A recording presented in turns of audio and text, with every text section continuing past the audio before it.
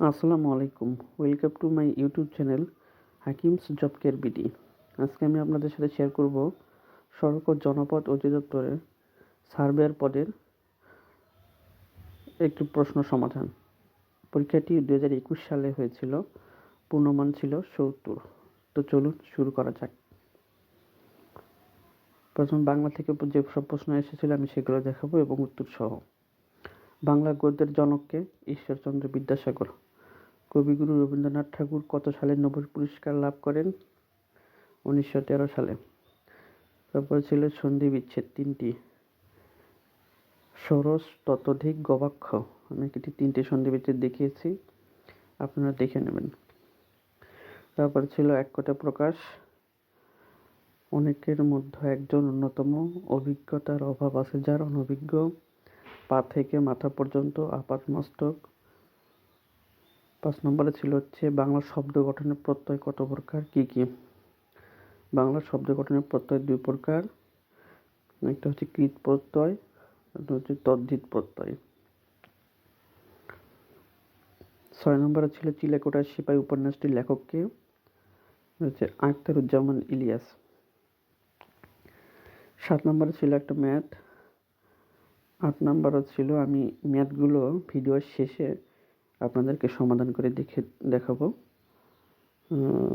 আশা করি ধৈর্য সহকারে ভিডিওটি সম্পূর্ণ দেখবেন। ইংরেজি থেকে ছিল ফিল ইন দ্য ব্ল্যাঙ্কস। এটা হচ্ছে we will attend an exam tomorrow dash morning. Answer হচ্ছে ইন দ্য মর্নিং। বি নম্বরে ছিল Rafi stand that's the road. এটা দুইটা হয় প্রিপোজিশনে, অন এবং বাই। অন দিয়ে বোঝানো হয়েছে বাই, অন দিয়ে বোঝানো হচ্ছে Rafi stands on the road, হচ্ছে রাস্তায় দাঁড়িয়ে আছে। আর বাই দিয়ে বোঝানো হয়ে যাবে Rafi stand by the road, রাস্তার পাশে দাঁড়িয়ে আছে। Mister Adil is waiting dash his doctor, dash his brother. Mr. Adil is waiting for his brother, মানে মিস্টার আদিল তার ভাইয়ের জন্য অপেক্ষা করছিল। তারপর ছিল ইংরেজিতে অনুবাদ করুন। 3 দিন ধরে বৃষ্টি হচ্ছে। It has been raining for 3 days. অনুগ্রহ করে আমাকে এক গ্লাস পানি দিন। Please give me a glass of water. এখন 11টা বেজে 30 minute.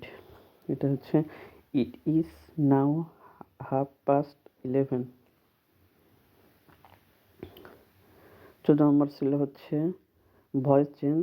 She has done the work has been done by her.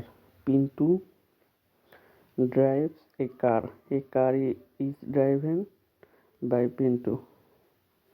We take food every day. Food is taken by us every day. তারপর প্রশ্ন ছিল 15 নম্বর, tense কত প্রকার, কি কি? এটা তো আমরা অনেকেই জানি। টেন্স প্রথমত 3 প্রকার, তবু আমি এসব দেখিয়েছি, আপনারা দেখে নিতে পারেন। প্রেজেন্ট টেন্স আবার 4 প্রকার। পাস্ট টেন্স আবার 4 প্রকার। ফিউচার টেন্স আবার 4 প্রকার। আচ্ছা, তারপর ছিল সংক্ষেপে উত্তর দাও। জিআইএস এর পূর্ণরূপ কি? Geographic information system. খ নম্বর ছিল প্লেন টেবিল জরিপ কোন মূলনীতির উপর প্রতিষ্ঠিত? এটা হচ্ছে প্লেন টেবিল জরিপ প্রতিসাম্য, সমানুপাত ও সমান্তরাল মূলনীতির উপর প্রতিষ্ঠিত। ত্রিভুজায়ন জরিপে কোন পরিমাপ পদ্ধতি কয়টি? ত্রিভুজায়ন জরিপে কোন পরিমাপ পদ্ধতি? 3টি। তারপর ছিল সড়কের লম্বালম্বি ঢালকে কি বলে? সড়কের লম্বালম্বি ঢালকে বলা হচ্ছে গ্রেডিয়েন্ট। থিওডোলাইট কি? থিওডোলাইট হলো একটি কোণ পরিমাপক যন্ত্র যার সাহায্যে ইলেকট্রনিক পদ্ধতিতে ডিসপ্লে প্যানেল থেকে সরাসরি কোনো স্টেশন দ্বয়ের মধ্যবর্তী কোণ পরিমাপ করা যায়। লেভেলিংয়ের স্টেশন বিন্দু কি? লেভেলিং বা সমতলমিতিতে যে বিন্দুতে স্টাপ ধরা হয় তাকে স্টেশন বিন্দু বলা হয়। আমার দেখা নয়া চীন গ্রন্থটির লেখক কে? সৈয়দ মুজতবা আলী। তারপরে ছিল এশিয়ানের পূর্ণরূপ কি? Association of southeast Asian nation. Padma সেতুর দৈর্ঘ্য কত কিলোমিটার? এটা হচ্ছে 6.15 কিলোমিটার। সড়কের ক্যাম্বারের সর্বাধিক উঁচু বিন্দুকে কি বলে? এটা হচ্ছে ক্রাউন। গণপ্রজাতন্ত্রী বাংলাদেশ সংবিধানে কতটি অনুচ্ছেদ রয়েছে? 153টি। 1 একর সমান কত বর্গমিটার? 4046.86 বর্গমিটার। একই পাইপের দুই বিন্দুর চাপের পার্থক্য কি দ্বারা পরিমাপ করা যায়? উত্তর হচ্ছে ডিফারেনশিয়াল ম্যানোমিটার।